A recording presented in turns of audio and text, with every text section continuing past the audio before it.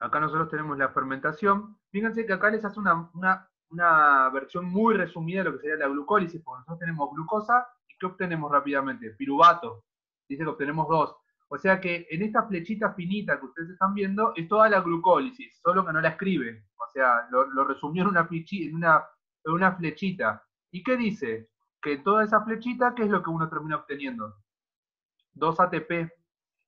Bien, que era lo que Romy había mencionado recién, que digamos en toda la glucólisis teníamos 2 ATP. Bueno, eso es lo que nosotros tenemos. Bueno, se obtienen los piruvatos, y cuando nosotros obtenemos el piruvato, recuerden que la fermentación es por vía anaeróbica, no hay oxígeno acá involucrado en el medio.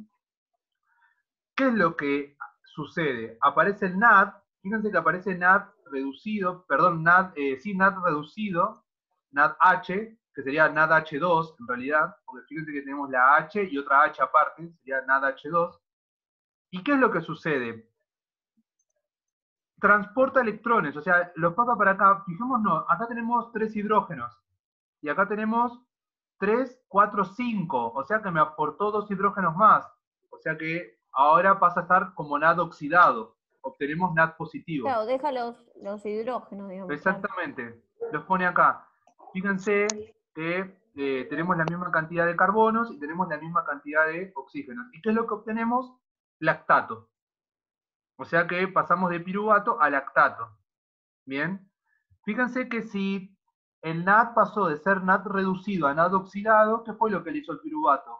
Lo redujo. Bien, porque si él se oxidó, el otro se reduce. Porque esto es como una redox. O sea, por eso es importante conocer las redox. Claro. Bien, o sea, acá esto se redujo, porque el otro se oxidó. Bueno, si nosotros vamos acá, a esta parte, esto sería todo lo mismo.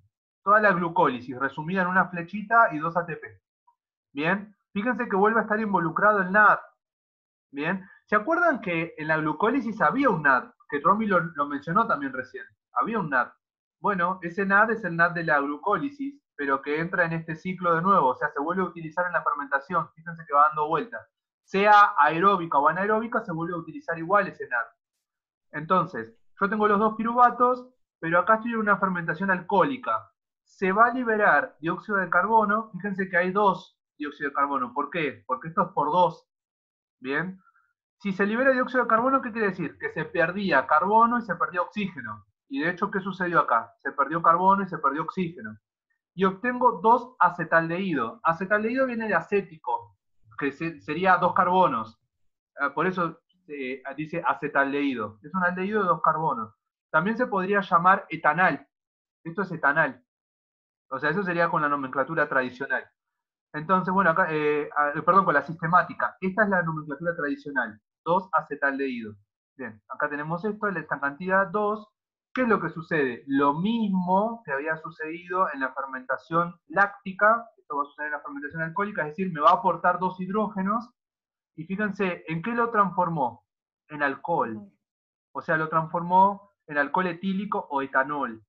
Bien, y así es como nosotros tenemos eso. Usted me va a decir, ¿y qué pasa? ¿Termina ahí? No, no termina ahí. Esto sigue. Hay bacterias que son bacterias fermentativas, o sea, son microorganismos anaeróbicos que fermentan glucosa en lactato, glucosa en etanol. O sea, hay un montón de hay microorganismos que fermentan metano, hay microorganismos que fermentan ácido propanoico, o sea, hay un montón de microorganismos que fermentan un montón de cosas. O sea, ¿para qué hacen la fermentación? Para obtener energía. La hacen para obtener energía. Bien, lo que sucede es que van por vías distintas a las nuestras. Nosotros nos vamos a enfocar arriba, en la parte de arriba, en el ácido láctico, en elลactato. Y acá, bueno, se los cuento que también hay una fermentación que se llama alcohólica y que lo que produce es etanol. Bien, fíjense que la ruta es muy chiquitita, es muy cortita, por eso les decía que no nos iba a llevar demasiado tiempo. Bien, bueno, vamos a pasar al ciclo de Cori. ¿Hay alguna pregunta con respecto a esto? Esto, chicos, por las dudas, si a alguno le queda duda, esto sucede en los músculos y esto puede suceder en una bacteria. Bien, esto puede suceder en los músculos, esto es una bacteria. También hay bacterias que fermentan ácido láctico, ¿eh? Son reconocidas las bacterias que fermentan ácido láctico. Las del yogur, ¿verdad? Claro, las del yogur.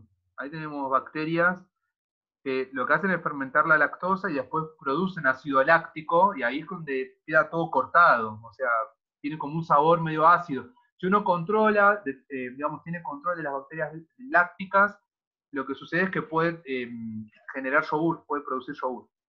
Y fíjense, el yogur es un poquito ácido, justamente por esto, porque tiene presencia de ácido láctico. Bien, bueno, avancemos un poquitito más. Esto después, si quieren, yo se los paso. Esto me parece que voy a tener que agrandarlo un poquito porque se ve como chiquitito. Ahí se ve grande. Voy a cerrar esto. Si puede ser, les pido, cerremos las cámaras un cachito. Si quieren, no los micrófonos, pero sí las cámaras para que yo pueda verlo completo. Ahí va. Bueno, acá tenemos esto. Esto es el ciclo de Cori. Bien. Esperen que voy a disminuir un poco el tamaño, porque ya está demasiado grande. Bueno, ciclo de Cori. El ciclo de Cori, tenemos una primera parte. Fíjense que lo que sucede es que hay una circulación de glucosa y lactato entre el músculo y el hígado. Eso es como lo primero que nosotros tenemos que ver del ciclo de Cori. ¿Qué quiere decir? Que yo voy a tener células musculares que van a... ¿Qué era lo que pasaba cuando yo... es decir, cuando mi cuerpo ya no daba abasto con el oxígeno que yo le estaba dando?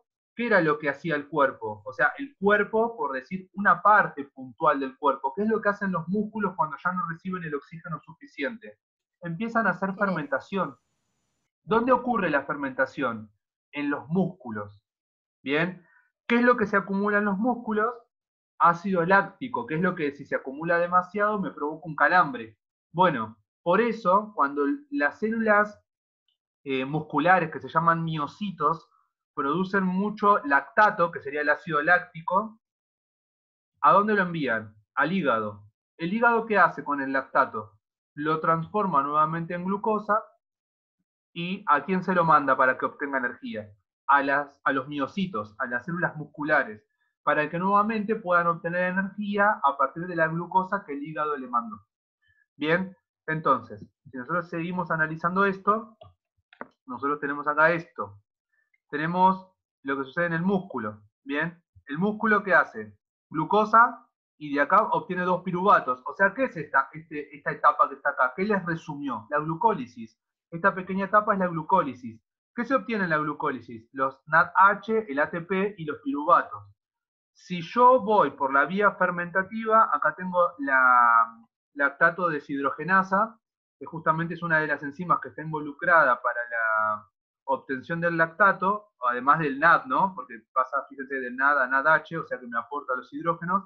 Yo obtengo lactato. Eso es lo que sucede en el músculo cuando el músculo hace fermentación. Y ustedes me van a decir, ¿siempre el músculo hace fermentación? No, el músculo no hace siempre fermentación. ¿Cuándo hace fermentación el músculo? Es decir, el miocito, la célula muscular. ¿Cuándo hace fermentación? Cuando no tiene oxígeno. Cuando está es fatigado, tanta la ¿verdad? demanda de energía que necesita obtener energía sin oxígeno. Entonces, ¿qué hace? ¿Fermentación? Bueno, hace fermentación, porque no le queda otra, no le queda opción. ¿Bien? ¿Hasta ahí me siguieron? Sí. ¿Sí? ¿Estamos bien? Bueno, ¿qué es lo que sucede? Ese lactato pasa por el sistema circulatorio, ¿y a dónde se lleva? Al hígado. Acá llegamos al hígado. Ese lactato se transforma en piruvato, y de piruvato se transforma en glucosa.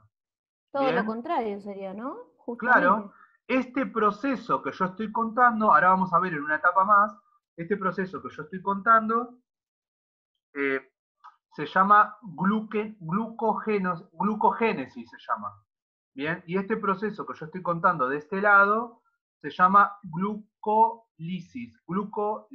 Sí. Claro, lisis de ruptura Claro, y génesis de generación, justamente. exactamente. Ah, bien, buenísimo. Exactamente. Por eso el ciclo de Cori es importante, porque ¿qué me está relacionando el ciclo de Cori? Las dos cosas, lo que yo había visto, me está relacionando la glucólisis con la fermentación en un ciclo. ¿Entienden? O sea, cómo se va transformando todo. Acá teníamos la glucogénesis y acá tenemos la glucólisis, ¿bien? Que serían estas dos etapas, una y la otra. En realidad se llama glucogenogénesis y glucogenolisis se llama. ¿Por qué? ¿Por qué el glucógeno? Porque ¿quién está involucrado acá? El glucógeno. Recuerden que los hidratos de carbono se almacenan en el hígado en forma de glucógeno, no en forma de glucosa, en forma de glucógeno. ¿El glucógeno qué es? Es un polisacárido. ¿Se acuerdan que lo vimos cuando vimos hidratos de carbono? Yo lo había mencionado ahí. Bien. Ahora, si nosotros vamos a la parte final del ciclo de Cori, fíjense, acá se ve hermoso, esta es la parte más linda, o sea, esta es la parte que uno puede dar en la escuela, no lo da desde el punto de vista de todas las estructuras. Pero, ¿qué es lo que sucede? El músculo produce glucosa, se producen los piruvatos, genera el lactato. Bien, ¿por qué generó lactato? Porque, ¿qué hizo? Fermentación láctica. Bien, usted me va a decir, ¿la hace? No, recordemos que no la hace siempre, la hace cuando está sometido a estrés, cuando le falta oxígeno, entonces ahí la hace. Si no, ¿qué hace? Va por ciclo de Krebs, o sea, que es el mejor, el más eficiente.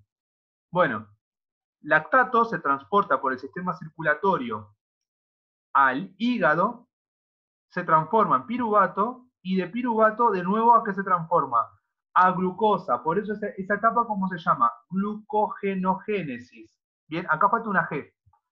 Glucogenogénesis. Y la glucosa va por el sistema circulatorio de nuevo ¿a dónde? Al miocito, al músculo. Bien, y de ahí que vuelve a ocurrir todo el proceso nuevamente. Por eso se llama ciclo de Cori. Ciclo, bien, porque va y viene. Es la relación entre el músculo y el hígado.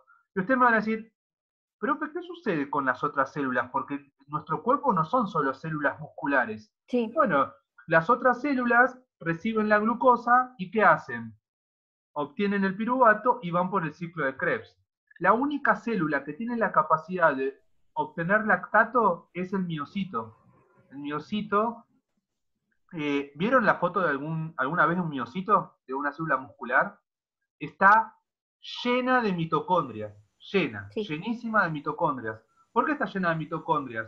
Porque la mitocondria, nosotros habíamos visto en la primera diapositiva que qué era lo que sucedía en la mitocondria acá, en esta parte. Obteníamos 36 ATP. Por eso sí. los miocitos están llenísimos de mitocondrias, porque justamente es la célula que más energía utiliza. ¿Entienden? Ahora, si yo hablo de una célula, por ejemplo, una célula epitelial, una célula, no sé, del epitelio intestinal, esas no van a tener, o sea, tienen que tener mitocondrias porque necesitan energía, pero no tienen en la cantidad que tiene un miocito. ¿Bien? ¿Esto también se aplica al músculo cardíaco? Sí, sí, sí, recontra. Recontra. De hecho, ese es peor, ¿por qué? Porque ese funciona de manera involuntaria. Exacto. 24/7 está funcionando, así que está llenísimo de mitocondrias, llenísimo. Y también, o sea, genera ácido láctico en el peor de los casos. No, porque te llega, o sea, si te llega a pasar esa acumulación de ácido láctico, paro cardíaco. Chao. Claro, directo, ¿no? Porque Sí, no paro puede haber, cardíaco, digamos, porque un no va a entrar al ciclo de Cori. calambre. ¿Por qué? ¿Por qué no entra al ciclo de, o sea, puede entrar al ciclo de A Cori, pero ver. no, o sea, te moriste. ¿Por qué? Porque tiene Claro, que porque hasta pasar que... por el sistema circulatorio, tenés que esperar que Claro, pase esto, que vuelva, o no sea, hay forma. no Y hay chance, te justamente el moriste. sistema circulatorio se bombea gracias a él, y si la Es que bomba claro, no, claro, no hay chance. no sería una paradoja, digamos. Sí, claro, exacto. Ahora yo les pregunto, ¿y las otras células? Las otras células, lo que sucede es que la glucosa que se almacenó en el hígado en forma de glucógeno, el hígado eh, después la metaboliza, es decir, la degrada para obtener glucosa, y por el sistema circulatorio se las manda al resto de las células. ¿Qué quiere decir? Que de acá, acá, es decir, para otro lado, yo voy a obtener a las células comunes, que no sean miocitos, uno las llama células